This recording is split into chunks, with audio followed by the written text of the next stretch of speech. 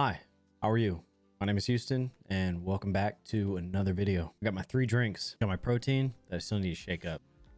Violent. I got ginger ale, not ginger beer this time. One of my buddies was telling me I need to try ginger ale because I was talking about drinking ginger beer. So here I am. I don't think it's as good. I like the kick and the spice of the ginger, and it's more powerful in the ginger beer as opposed to the ginger ale. Got my water bottle. Just clean this baby.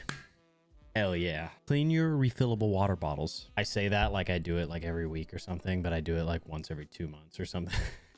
I'm a liar. All right, here we are over on Palworld, Pokemon World thing, stealing IPs and all that. We're on Union Buster Island because we cannot let our pals unionize. We are slaves to production out here.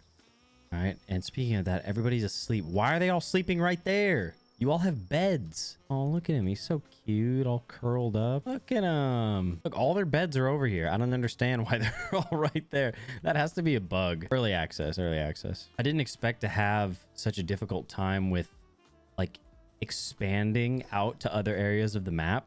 Like, I think when I was over here, when I was first going over here yesterday, I died like right here. I died like 5 feet away from every single one of these fast travel points, like right before I got it. So I had to run all the way back from where I am now. I'm still trying to figure out like the ins and outs of this game. I'm not super familiar with this whole survival crafting build type game. At the moment, I just need to go level up so that I can keep upgrading my base and progress like through some of the technology tiers. Oh my god, I need pal spheres. Chicken. All right, we just captured the chicken, but now we don't have any fucking spheres left, so we need to go back to the base and craft some, and this chicken's attacking me.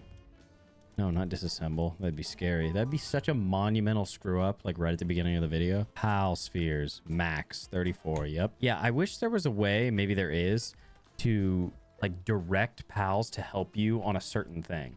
Because even though some of my pals have handiwork, like none of them are coming over here to help me with this. I feel like if the player character is doing something, then they should probably prioritize it. But I'm pretty sure that there is a dungeon over here somewhere. I should have marked it. It was the very beginning of the game though, so I didn't understand like the significance of that, and really that I could mark things on the map. Come here, you bastards.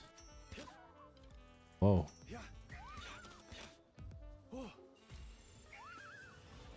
Bang, bang. Easy. What? All right, executed. Didn't run from me, you fool. I can't use any of my pals right now because they're just gonna like one-shot this thing, this poor alpaca. That's gotta work. It's got like non-visible health. Non-visible, invisible. But look at this little guy. Come on, dude. Look at how cute he is. Oh, I forgot this little guy's level 9. I switched mine out because the first one that I was using that I caught, he was a pacifist. It's like, dude, I don't have time for pacifists on this crew, all right? I need experienced fighters and hard workers. Riding on horseback. Imagine Legolas on a chillette. Yeah, as someone that's never played one of these types of games, I mean, I kind of always knew in the back of my head that they would be super grindy, especially if you like start a new character, which I was gonna do with some of my friends who started a server, but then you're telling me that I gotta fully restart like from the very beginning? That's a lot of time, dude. Like, I didn't know if I wanted to commit to that. I mean, I'm not really a high level now. I'm 22, but still, like, that's a lot of time, especially because I just don't have that much time to like grind. So these types of games are just like hard to commit to in general, which is maybe why I haven't really played them all that much. What's up, bro? Are you all right? What is he doing? Whoa, whoa, whoa, buddy. With like how this game is a combination of things like Rust and Pokemon and Breath of the Wild, and I mean, just really a lot of different games all mixed together. It's been interesting, like trying to see how Pocket Pair merged all those mechanics and have sort of made them their own in a way. When it comes to like the IP and AI discussions, I do think that Pocket Pair is just barely avoiding getting sued by Pokemon for their designs, which, you know, some people would be fine with. They think that if it's just derivative enough to make it so you don't get in trouble, then okay, it's fine. You shouldn't even be worried about it. But to me, there's like a fine line, and I think a lot of artists would agree with this too. But there's, you know, there's a very fine line between inspiration and pretty much just tracing over the products, or like rescaling some of the products, like it seems what happened with a lot of the Pokemon or a lot of the PAL designs in this. I don't really care all that much about the gameplay mechanics, because that stuff's gonna like bleed into other genres no matter what. Some of the sound effects are like straight up ripped from Zelda, it seems. Like when you discover a new area, or when you level up, or when you open a chest, it's like, did you just straight up copy something from Zelda? Is that sound right there not from Zelda? I mean, if it's not, it's pretty damn close. Oh, I think this is it right here.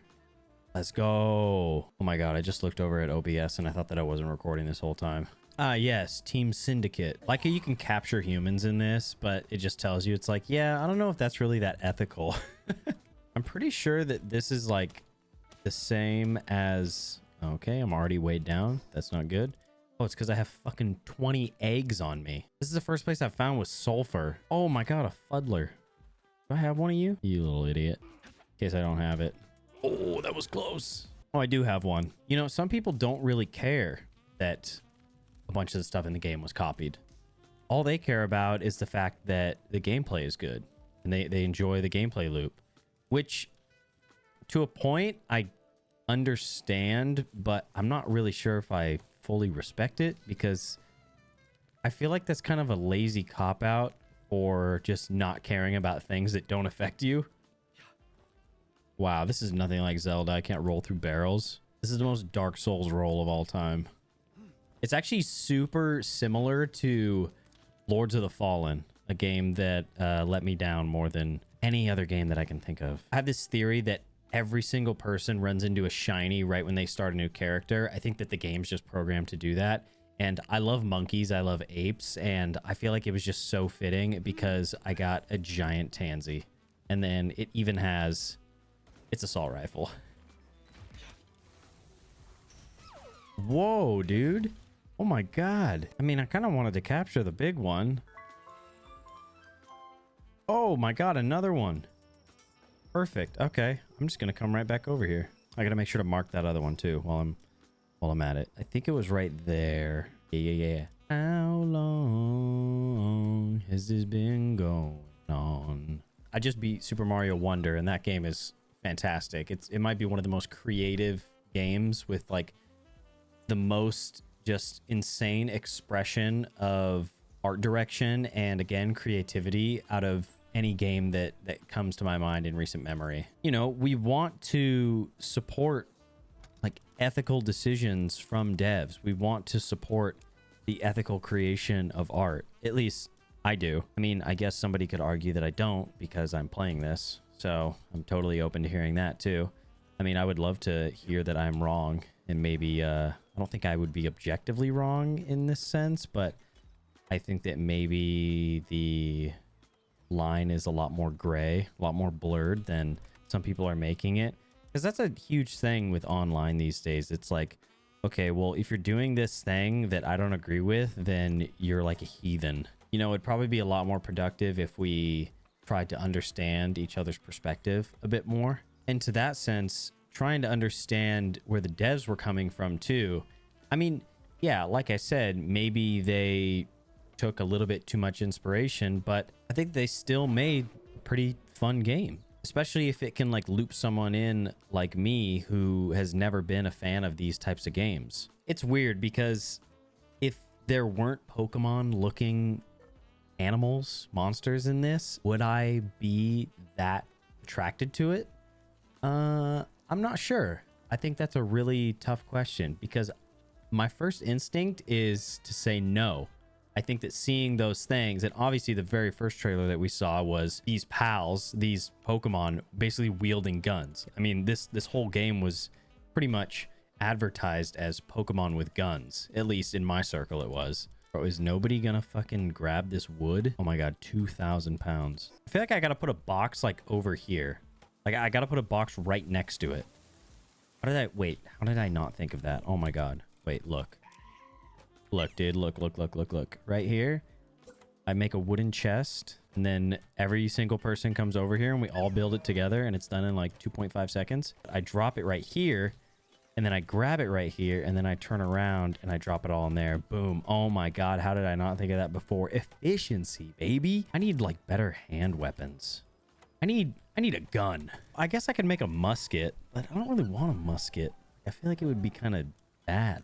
Ooh, I definitely need to make this metal armor though. Maybe even the helm. There it is. Makeshift handgun. This is that shit that killed Shinzo Abe. My biggest concern with this game, because I was like, oh my God, this is so fun. This is so addicting.